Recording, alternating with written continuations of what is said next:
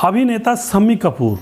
आज की इस कहानी के अंदर हम अभिनेता शम्मी कपूर के बारे में जानेंगे कि उनकी एक गलती और एक घटना की वजह से उनका दर्दनाक अंत होता है और किस तरह से वह इस दुनिया को छोड़कर हम लोगों के बीच में से गुजर जाते हैं। आखिर क्या हुआ था इस घटना के अंदर, पूरी जानकारी यहाँ पर लेने वाले हैं। वीडियो को अंत तक जरूर देखिएगा। नमस्कार, मैं हूँ सुदेश कुमार और फिल्मी कहानियाँ चैनल में आपका स्वागत है।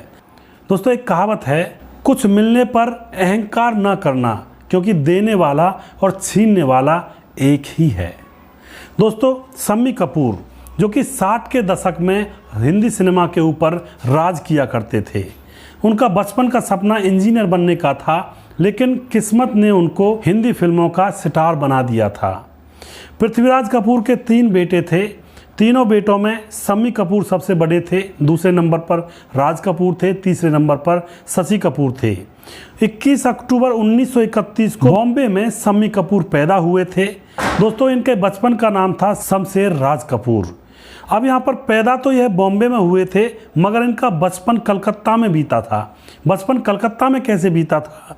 क्योंकि पृथ्वीराज कपूर को बंगाली फिल्मों में काम मिलने लगा था, तो वह अपने सारे परिवार को लेकर के कलकत्ता रहने के लिए चले गए थे और वहीं पर शम्मी कपूर का एडमिशन कलकत्ता के ही स्कूल में करवा दिया था।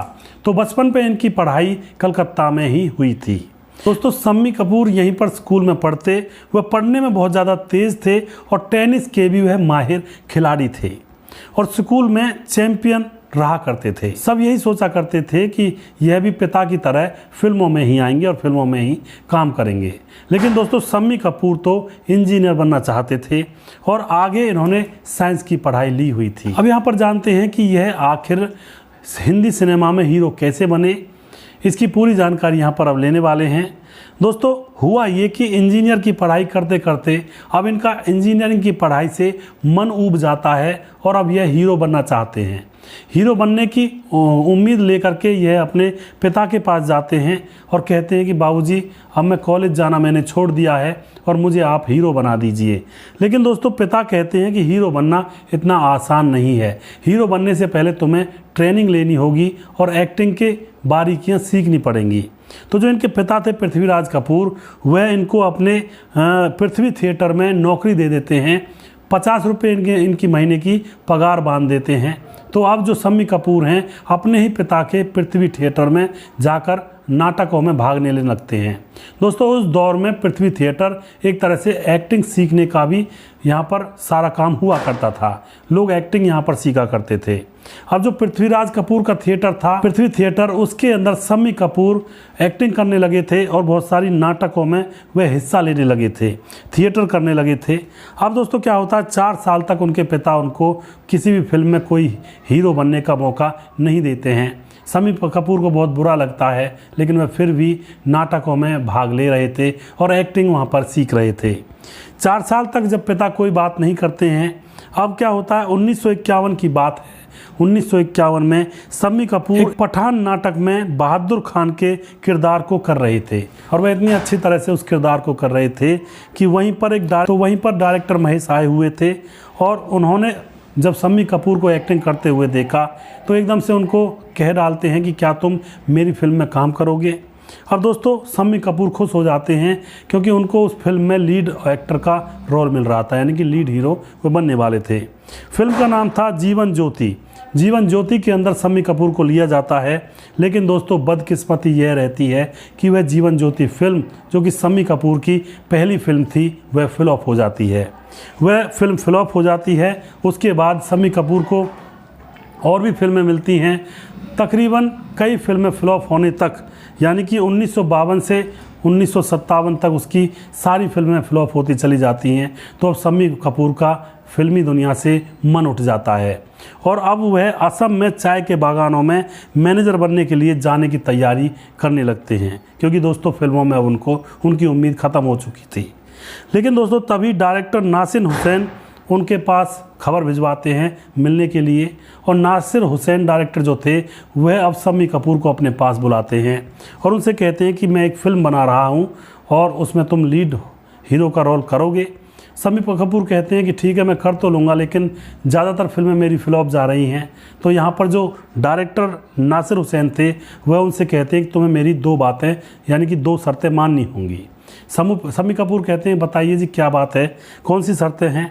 तो नासिर हुसैन कहते हैं कि जो आप ये पतली मूछें रखते हैं यह आपको मुँह से हटानी पड़ेंगी, और दूसरी बात यह है कि दर्द भरी गंभीर एक्टिंग से तुम्हें बाहर निकलना होगा, क्योंकि उससे पहले सारी फिल्मों में शम्मी कपूर ने दर्द भरी गंभीर एक्टिंग की थी और उनकी हल्की हल्की पतली पतली मूछें रहा करती थी।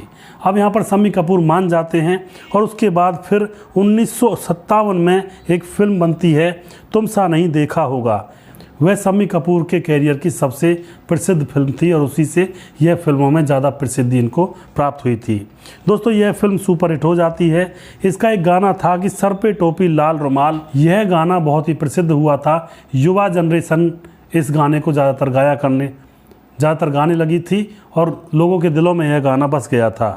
और दोस्तों अब यहाँ पर धूम मच जाती है और शम्मी कपूर भी अब धूम मचा देते हैं बॉलीवुड के अंदर। हर फिल्म अब इनकी आंधी सी ला देती है। इसके बाद तो एक के बाद एक हिट फिल्में इनकी झोली में आने लगती हैं। दोस्तों इनकी बहुत सारी फिल्में आई थी जिनके मैं यहाँ पर आपको नाम बताना चाहता हूँ। राजकुमार, बदतमीज़, तुमसे अच्छा कौन है, जंगली, दिल दे के देखो, Singapore, college girl, professor, China town, प्यार किया तो डरना क्या, कश्मीर की कली, जानवर, तीसरी मंजिल, एन इवनिंग इन पेरिस, ब्रह्मचारी, सच्चाई। दोस्तों 60 के दशक का अब यहाँ पर इन फिल्मों की वजह से शम्मी कपूर को सुपरस्टार का तमगा मिल जाता है, यानी कि 60 के दशक के ये सुपरस्टार अब बन जाते हैं। इन फिल्मों ने इनको बहुत ही ज़्यादा प्रसिद्धि दिलाई और अब यह एक बहुत बड़ी शख्सियत बन चुके थे। दोस्तों इनके फिल्मों के गीत भी बहुत ज़्यादा प्रसिद्ध हुआ करते थे, जो कि पूरे भारत में छाए हुए थे उस ज़माने के अंदर, और इनका रोमांटिक अंदाज हर किसी को भा जाता था, हर किसी के दिल में यह जगह बना लिया करते थे। एक समय था दोस्तों जब नई हीरोइन को लॉन्च करने के लिए शम्मी कपूर का सहारा लिया जाता था, और नई हीरोइन जब शम्मी कपूर के साथ काम करती थी तो वह स्टार बन जाया करती थी। जैसे कि बहुत सारी फिल्मों में नई हीरोइनों को लिया गया। 1961 में जंगली इस फिल्म के अंदर आई थी सायरा बानो, जो कि पहली बार आई थी शम्मी कपूर के साथ और हीरोइन बन गई थी। 1963 में दिल दे के देखो फिल्म के अंदर आयशा पारिक आई थी पहली बार, और वो भी अच्छी खासी हीरोइन बन गई थी। 1964 में राजकुमार फिल्म आई थी जिसमें साधना ने पहली बार काम किया था। 1964 में कश्मीर की कली में शर्मिला टैगोर आई थी और स्टार बन गई थी। दोस्तों जो नई नई हीरोइन हुआ करती थी उनको शम्मी कपूर के साथ उतारा करते थे जो डायरेक्टर थे, और यहाँ पे उनकी कामयाबी की गारंटी बन गए थे शम्मी कपूर, जो भी नई नई हीरोइन हुआ करती। अब दोस्तों इतना महान स्टार अपनी ज़िंदगी की बाजी कैसे हार गया, अब इसके बारे में यहाँ पर हम चर्चा करने वाले हैं।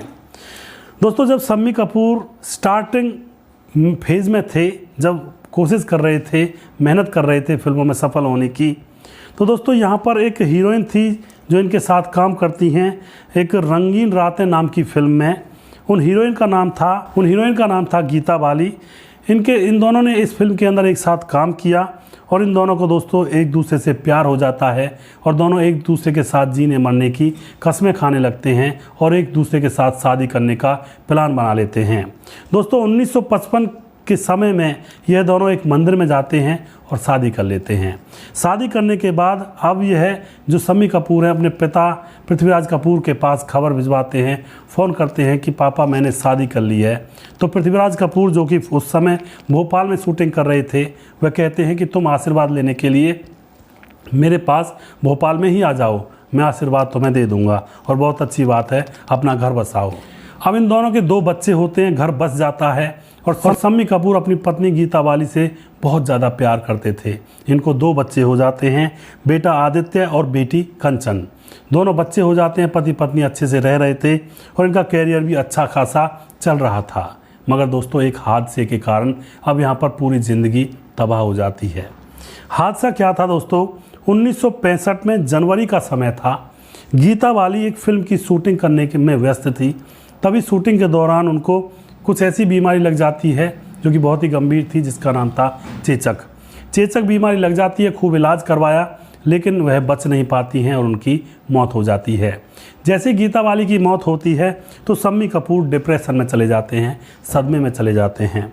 दोस्तों अब डिप्रेशन की वजह से उनका शरीर बेडोल हो जाता है। 70 के दशक में अब इनका कैरियर फ्लॉप हो जाता है। शरीर बेडोल चला गया था, वो काम करने में उम्मीद नहीं थी।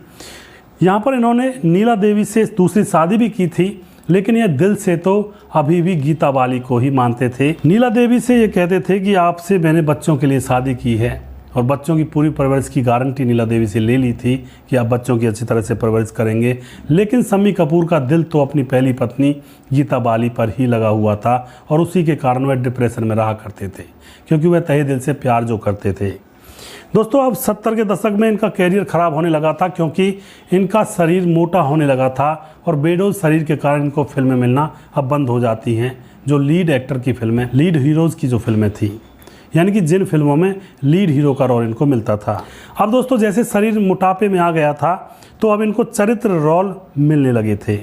चरित्र रोल मोटापे की वजह से इनको मिले थे। अब यह हीरोइनों के पिता के रोल करते, जिन हीरोइनों के साथ इन्होंने कभी एक्टर बनकर काम किया था, अब उन हीरोइनों के पिता के रूप में यह काम करते थे। अब आपने एक ऐड देखी होगी, पान मसाले की ऐड, जिस ऐड के अंदर अशोक कुमार जो कि दादा मुनि कहे जाते थे, उनके साथ शम्मी कपूर ने वह ऐड की थी। यहाँ पर इनके पास पैसों की कोई कमी नहीं थी, लेकिन दोस्तों जब पान मसाला वाले इनके घर पर ऐड करवाने के लिए आते हैं तो ये पहले तो मना कर देते हैं। लेकिन जब पान मसाला वाली कंपनी के लोग कहते हैं कि उस ऐड के अंदर अशोक कुमार जी भी हैं, तो शम्मी कपूर को लगता है कि क्यों ना अशोक कुमार जी के साथ एक्टिंग की जाए, क्योंकि किसी फिल्म में एक साथ काम करने का मौका तो नहीं मिला था। और जो शम्मी कपूर हैं वह अशोक कुमार जी को बहुत ज़्यादा चाहते थे, उनके फ़ैन थे, वे उनके साथ काम करना चाहते थे। लेकिन अब वह सोचते हैं चलो फिल्मों में तो मौका नहीं मिला तो यहीं पर देख लेते हैं, तो क्यों ना किसी ऐड के अंदर ही दोनों एक साथ काम करें। तो उस ऐड के अंदर इन दोनों ने काम किया था और यकीन मानिए वह ऐड इतनी प्रसिद्ध हुई थी। दोस्तों शम्मी कपूर को पान मसाला वाली ऐड से लोग ज़्यादा जान गए थे, फिल्मों से भी ज़्यादा। अब यहाँ पर जानते हैं इनका अंतिम समय कैसा रहा था। अब इनका जीवन चलते चलते 2003 आ जाता है और 2003 में एक दिन अचानक इनको सांस की तकलीफ़ होने लगती है। अब इनको हॉस्पिटल में भर्ती करवाया जाता है तो पता चलता है इनके फेफड़ों में इन्फेक्शन है और उसके बाद आईसीयू में इनको भर्ती कर दिया जाता है। महीने भर बाद इनको होश आता है, क्योंकि बेहोश हो चुके थे। महीने भर बाद जैसे होश आता है तो दोस्तों फेफड़े तो इनके बच गए थे, लेकिन डॉक्टर जैसे ट्रीटमेंट कर रहे थे तो इनकी किडनी ख़राब हो चुकी थी। और जब इनको होश आता है तो डॉक्टर इनका डायलिसिस कर रहे थे। तो होश आते ही कहते हैं कि आप लोग कर क्या रहे हो, तो डॉक्टर बताते हैं कि आपकी किडनियाँ ख़राब हो चुकी हैं, हमने आपके फेफड़े तो बचा दिए लेकिन इलाज करते करते आपकी किडनियाँ ख़राब हो गई।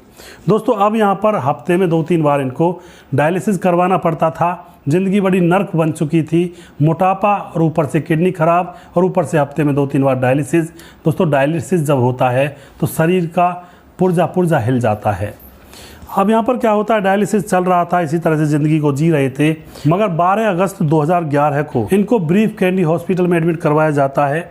वहाँ पर इनका डायलिसिस हो रहा था, लेकिन दोस्तों डायलिसिस होते होते इनकी मौत हो जाती है और ये इस दुनिया को छोड़कर चले जाते हैं, हम लोगों से अलविदा कह जाते हैं। तो इस तरह से इस एक्टर का यहाँ पर अंत हो जाता है, जिसने जीवन के अंदर बहुत सारी दौलत, शोहरत और खूब नाम कमाया और लोगों के चहेते रहे थे। इनकी जो स्टाइल थी बहुत ही अलग थी और आज ये दुनिया को छोड़कर चले जाते हैं, इस दुनिया से अलविदा हो जाते हैं। तो जीवन के अंदर एक देखा जाए तो कुछ भी नहीं है दोस्तों।